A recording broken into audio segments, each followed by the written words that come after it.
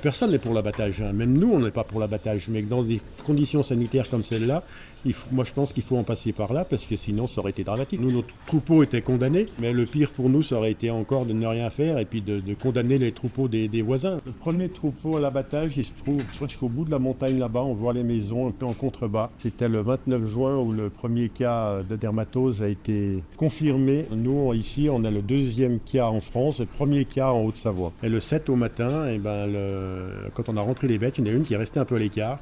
Et quand je me suis approché d'elle, elle avait malheureusement une varicelle de nodules qui était sortie dans la nuit. Une jambe complètement enflée, on ne distinguait même plus l'épaule du pied. Et 2 jours et demi après, le mercredi à midi, la DDPP nous appelait en nous disant que le cas était confirmé et qu'ils voulaient organiser une réunion à la ferme dans l'après-midi pour la mise en place du protocole. Et là, nous, on est à 1 km grosso modo, donc les mouches, les temps, ça a certainement été véhiculé par ça. Et le temps d'incubation de la maladie qui peut aller en moyenne 14-15 jours, mais qui peut aller jusqu'à 28 jours, on peut se dire que de toute façon, notre troupeau était déjà condamné même avant que ça éclate là-haut.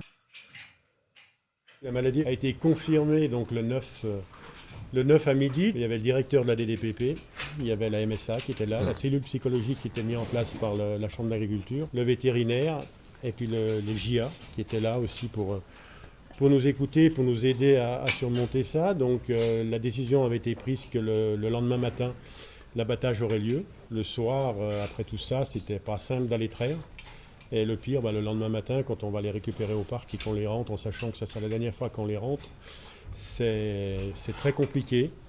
On se cache un peu pour pas qu'elle nous voie pleurer. Et puis la traite se fait. Personnellement, je les ai toutes prises en photo.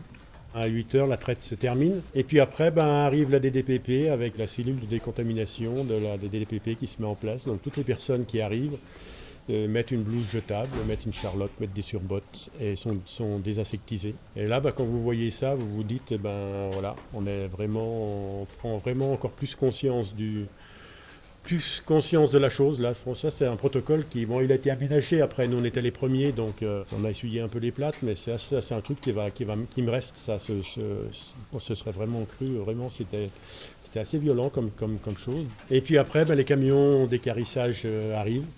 Donc personnellement, je les ai demandé de rester à l'écart. Je ne voulais pas que les vaches voient arriver les camions ou quoi que ce soit. Je voulais que ça soit la plus tranquille possible. Les vaches sont sédatées dans un premier temps. Et puis elles sont euthanasiées dans la foulée. À 11h, le dépeuplement est terminé. Et les camions ont chargé et les camions s'en vont. Nous, on est resté jusqu'à ce que la dernière tombe. La dernière qui est tombée, c'était ma doyenne. Elle s'appelait Marquise. Moi, j'avais mes neveux, j'avais des jeunes agriculteurs qui étaient là. Ils nous ont dit non, là, stop, vous en avez assez fait. Maintenant, il faut vous mettre à l'écart. C'est pas des choses que vous devez voir. Donc, je suis parti. On est parti. Et derrière, eux, ils ont fait le sale boulot de charger les animaux. C'est tout un réseau sentinelle qui a été mis en place dans tous les élevages qui ont été atteints, ou des agriculteurs bénévoles qui sont venus en soutien des agriculteurs touchés pour s'aider au dépeuplement. Je voulais les accompagner jusqu'au bout. C'était assez cruel comme ça. J'ai beaucoup culpabilisé, non pas par rapport au protocole, parce que ça, je ne reviendrai pas dessus. Dans toute vie d'éleveur, des euthanasies, on en a tous. Dans ce cas-là, moi, la seule chose que j'ai fait pour elle, c'est signer un arrêté préfectoral qui les condamnait à mort. Et ça, dans la vie d'un éleveur, ça, c'est terrible. Ça. Donc, j'ai mis beaucoup de temps à me décider de repartir, parce que je ne savais pas si je méritais d'avoir des bêtes dans l'étable par rapport à ça. La cellule psychologique a mis en place des rendez-vous avec des psys. Moi, si on m'en avait parlé avant de voir un psy, je pense que j'en aurais souri. Mais je l'ai vu 4 fois. Et la meilleure séance, c'était la dernière, c'était celle après le repeuplement. Je pense que c'est ce qui m'a fait reprendre le dessus, parce que quand on parle, on évacue beaucoup de choses, et puis on a des gens qui nous écoutent surtout. Il fallait que je reparte, parce que déjà m'arrêter comme ça aurait été un crève-cœur. Et puis par rapport à celles qui sont parties, c'est ce que je dis, les principales victimes, c'est pas le bonhomme. Hein. Les principales victimes, c'est les vaches, parce que le bonhomme, certes, il a mis un genou à terre, mais aujourd'hui, il est devant vous, il vous parle. Les vaches qui sont parties, elles ne sont plus là, et elles ne feront pas marche arrière. Ça leur fait du bien. Il y en a une là, c'est Tournette, il y en a une là, c'est Secrète. Celle-là, c'est Montagne, c'est les noms qu'elles avaient à leur naissance. Au bout de 15 jours, je les connaissais toutes. On les a tous les jours sous les yeux. Hein, comme je le disais, c'est notre deuxième famille. Hein, on se lève le matin pour elles, on travaille avec elles toute la journée, et puis après, elles nous le rendent bien. Une nouvelle histoire commence. Mais la page, elle ne sera jamais tournée. On ne peut pas oublier ce qui s'est passé, on ne peut pas oublier les vaches qui sont parties. La cicatrice, elle sera toujours béante, mais on recommence une nouvelle histoire.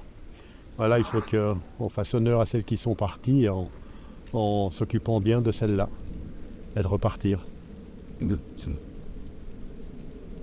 premier réflexe, il est humain, quoi. Derrière, on va dire, on ne va pas perdre nos vaches comme ça, surtout qu'on envoie 1, 2, 3, 4 de malades. Il faut protéger le collectif, mais ça demande des fois un certain temps. Et les arrêtés préfectoraux qui ont été signés, tout le monde ne l'a pas signé tout de suite. Il y en a qui ont demandé de la réflexion. Là, des DPP en Haute-Savoie, ils ont joué le jeu en disant il n'est pas prêt tout de suite, on va attendre un jour, on va attendre 2 jours. Il y en a qui ont attendu 2 jours. Il y a quelques barrages qui ont été faits, qui ont été levés au bout de 4-5 jours. Et puis voilà, il faut une réflexion qui se fait, et ça c'est tout à fait compréhensible. Ils n'ont pas imposé tout de suite l'abattage du jour au lendemain.